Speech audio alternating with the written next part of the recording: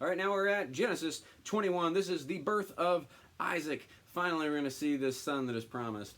Oh, man, this is good. Then the Lord did exactly what he had promised. That's a whole verse in itself. And again, I want to point out, so far, that is what we have seen. The Lord says it is so, and it is so. He says something is going to happen, it is going to happen. He says, I will do this, and he has been faithful the whole time. So the Lord did exactly what he had promised. His word is good, and it is true, and it is as a promise. Man, okay. Sarah became pregnant, and she gave a son to Abraham in his old age. So this is all happening just as he had promised, and it's like filling that out. It all happened at the time God had said it would. So not only was he faithful, it was faithful in his timing. Remember that the Lord visited him and with these two angels, and they said, yeah, we'll return in this time period. Verse 3, and Abraham named his son Isaac. That is exactly what he was supposed to. Isaac, again, means he laughs, okay, because that was the response. Every time that the Lord said, oh, yeah, you're going to bear a son. Sarah's going to bear a son. Sarai's going to bear a son. They're just like, okay. You know she like, oh.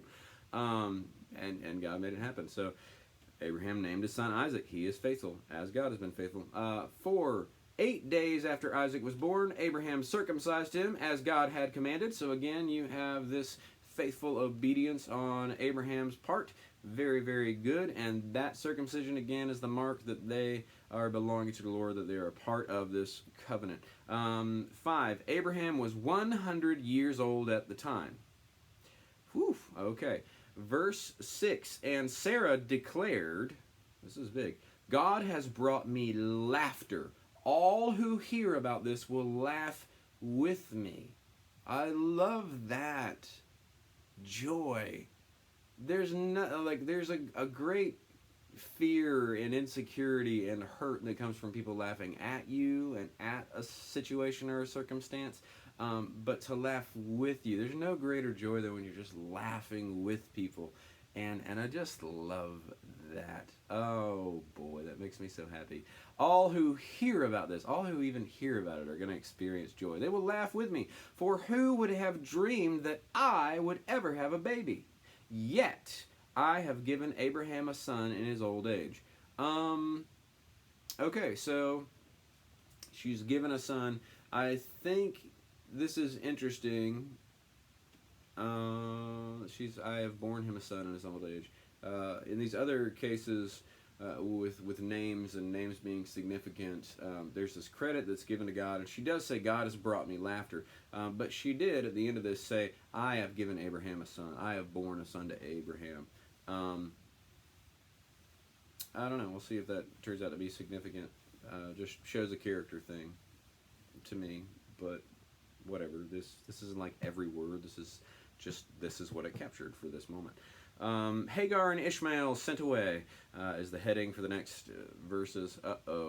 Yeah, now there's, the promised son, the one that was born out of them taking matters into their own hand, trying to have a son through this servant. Now there's repercussions here, so we're going to see how this tension plays out. At verse 8, as time went by, Isaac grew and was weaned. Abraham gave a big party to celebrate the happy occasion. Okay, so there you go. But Sarah saw Ishmael, the son of Abraham, and her Egyptian servant Hagar making fun of Isaac. So they're celebrating this thing, but then Ishmael is mocking Isaac. He's not celebrating. He is not laughing with them. He is laughing at them. Not good. Verse 10, so she turned to Abraham and demanded. Notice, she declared in verse 6. Now she's demanding this thing here after years have gone by. Get rid of that servant and her son. Remember the history that this was originally her idea and how she started treating her very harshly when it came to fruition. And now we see after years, and especially now that there's this extra threat, in her mind. Wow, this is big. That's a big moment. I can only imagine the emotions there. Get rid of that servant and her son. He is not going to share the family inheritance with my son Isaac. I won't have it. Okay, so just picture all of the reality show, Real Housewives drama that you've ever seen, and then just put that on Sarah right now. I'm not saying she's being overly dramatic. I'm just saying, like, you capture, this is years of pent up frustration and worry and hurt, you know, despite where it came from. It's just, that's interesting. She's saying, I won't have it. She's demanding, get rid of him. And what she's pointing to is like, here's my justification. He's not going to share the family inheritance, okay, because he's not really in this family. That's what she's saying. 11, this upset Abraham very much because Ishmael was his son. Abraham's like, he is part of our family. He's my son. I don't want to remind you of this right now because you're kind of Real Housewiving it with the wine right now. But, sorry. So God told Abraham at verse 12, but God told Abraham, do not be upset over the boy and your servant wife. This upset Abraham very much. So he was upset about this, and he does have feelings, and he does have a fatherhood ties to this child. But God told Abraham, do not be upset over this boy and your servant wife. Do just as Sarah says, for Isaac is the son through whom your descendants will be counted. Okay, he's like, she's not wrong. He's going to be inheriting this covenant and this blessing, okay? So just trust that. But, at verse 13, I will make a nation of the descendants of Hagar's son because he also is your son. God's like, hey, I know you want to keep him, take care of him. I know you're upset, but, like, just trust me. I'll take care of him, okay? And I'll bless them. I'll bless them because he is also your son, okay? That's interesting. All right, verse 14. So Abraham got up early the next morning, prepared food for the journey, and strapped a container of water to Hagar's shoulders. He sent her away with their son, and she walked out into the wilderness of Beersheba, wandering aimlessly. So Abraham gives her some provision of water and then sends her and their son on their way. They walk out into the wilderness and they're wandering aimlessly. When the water was gone, at verse 15, so she runs out of that, she left the boy in the shade of a bush. So we see, again, Hagar taking this hopeless route and retreating. And again, finding herself in the wilderness. Now remember, when this happened before, you know, it was recorded basically, and the whole point was like she was seen and she was heard. My God sees me, my God hears me. So let's see what happens here. She left the boy in the shade of a bush when the water was gone. 16, she went and sat down by herself about 100 yards away. I don't want to watch the boy die, she said as she burst into tears. So she has lost all hope. She thinks they're about to die, and she says, I don't want to watch him die. She's already just set that they have no hope and that they are going to die. She burst into tears.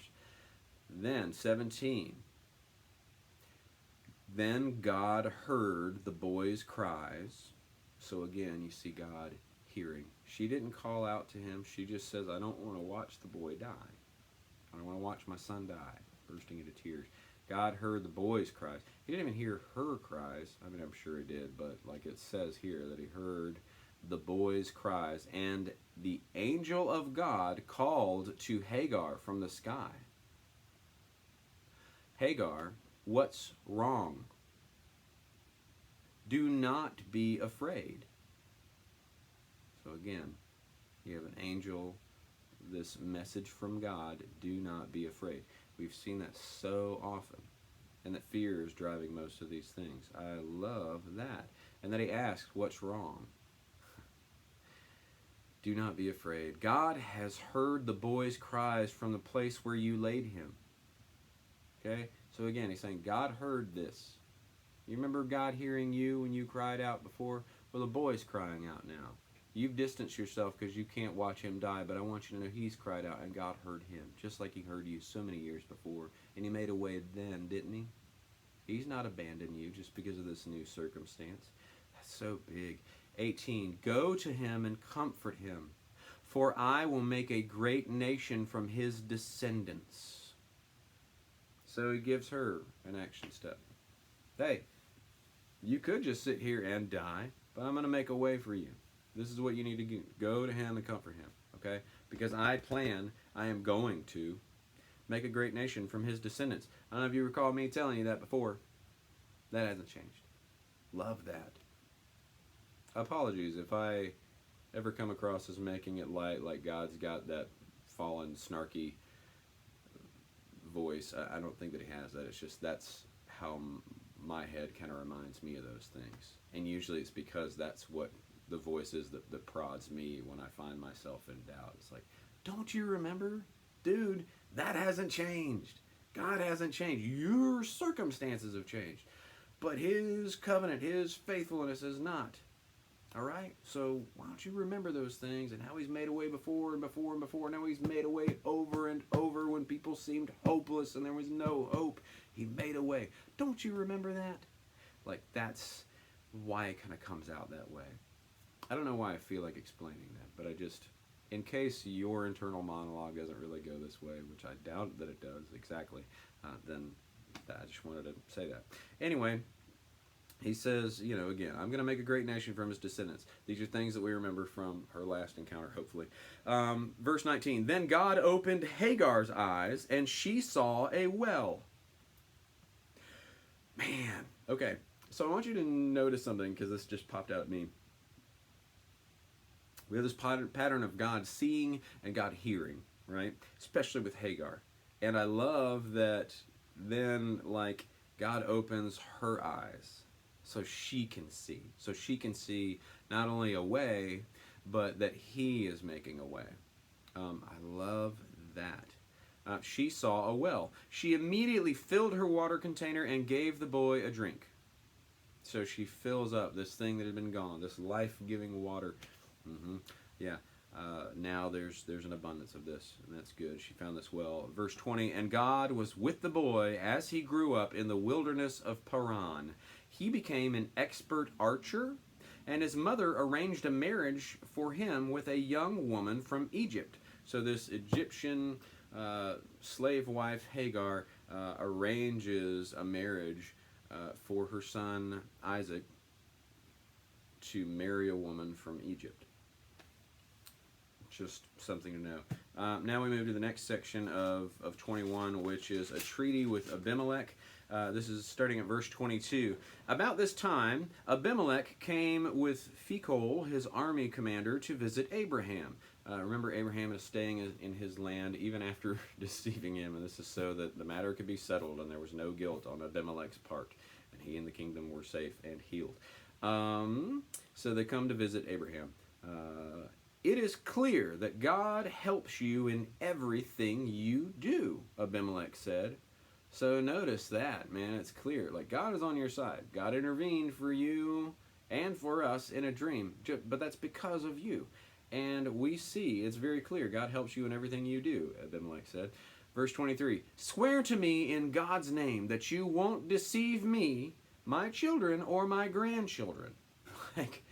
But even though he notices, like, God is good, and he's faithfully blessing you.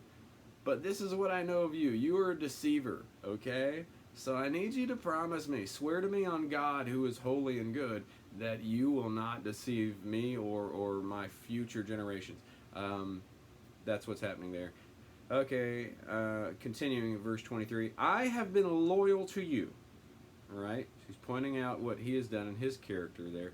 So now swear that you will be loyal to me and to this country in which you are living. Remember how I kind of let you live here and I'm being so loyal to you and God's being real loyal? Can you be loyal to me? That's a big request. It's an interesting request too. Because at the heart of this, I think it's a fear of the Lord still, because that crowd was in fear. when they heard of what the Lord said. And he realizes that this is kind of leveraged, it seems, in his experience so far, through and by Abraham and the way that he is living out things. So that's interesting. Verse 24, Abraham replied, "All right, I swear to it." Then Abraham complained to Abimelech about a well that Abimelech's servants had taken violently from Abraham's servants. So violent I couldn't even speak of it. Just unspeakably violent. Sorry. So he's complaining about this well. Says, your servants have taken violently from my servants. That's interesting. This is the first I've heard of it, Abimelech said, and I have no idea who is responsible. Why didn't you say something about this before?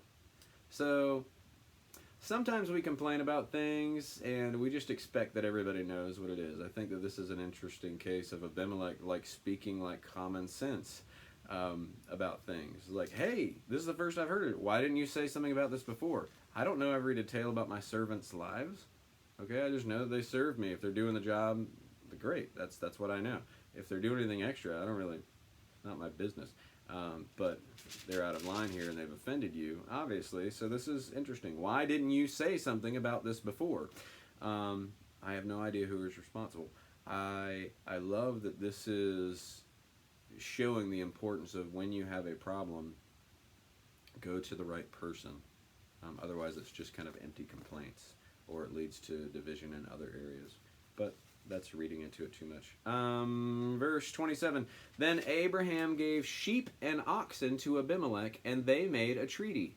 So they made a treaty. They've made this peace about this. 28, but when Abraham took 7 additional ewe lambs and set them off by themselves, Abimelech asked, wait, why are you doing that? It took 7 additional ewe lambs, set them off by themselves. Let's see why. Verse 30, Abraham replied, they are my gift to you as a public confirmation that I dug this well. So ever since, that place has been known as Beersheba, well of the oath, because that was where they had sworn an oath. Okay, so this is another symbolic thing, just like they're building these altars or they name these specific places. This is one that is public, that is not necessarily pointing to God. This is pointing to, hey, we've made a treaty, but I want this also to be a confirmation that this well is my well. Okay, so I had problems with some of your servants and my servants arguing about other ones, but I want this to be standing that, hey, we know this. So this is a well of the oath, Beersheba.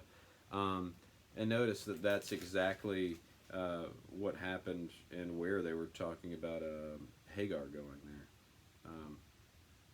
Very interesting. So it's shown that she was blessed even through Abraham and that. That's interesting. After making their covenant, Abimelech left with Phicol, the commander of his army, and they returned home to the land of the Philistines.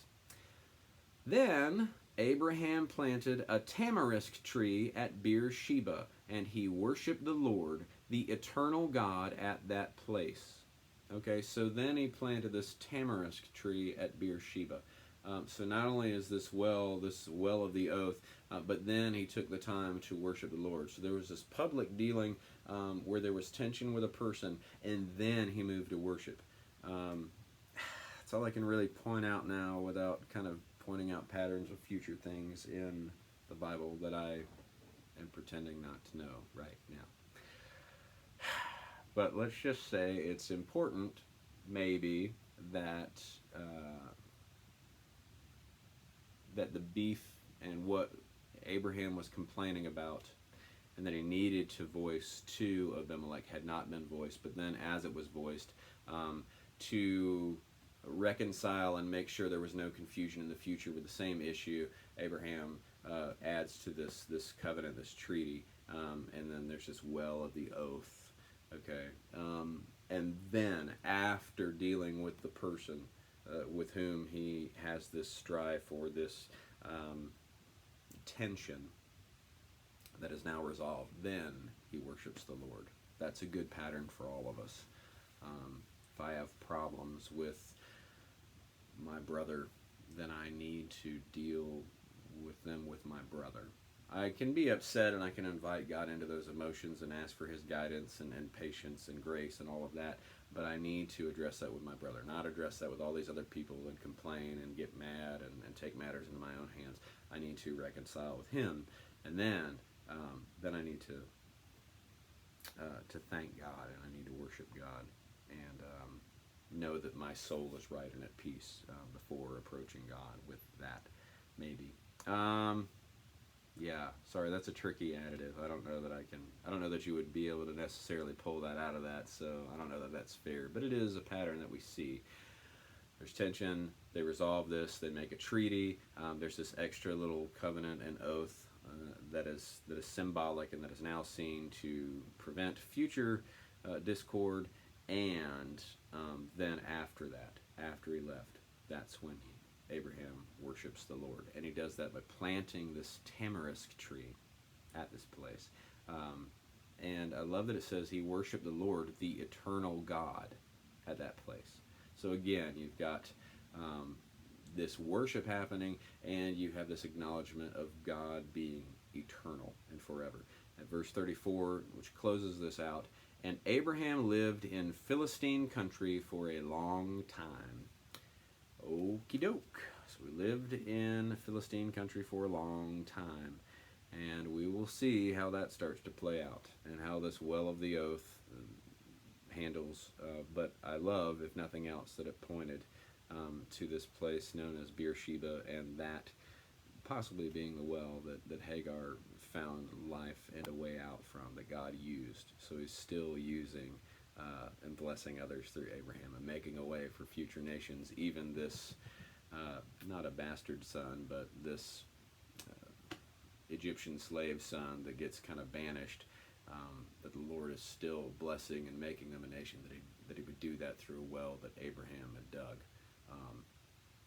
I can't say that for sure, but that's what it seems like. So I thought that was a cool little touch. Either way, it just points to God's faithfulness in all this. So hope you're enjoying it. I'll see you at 22.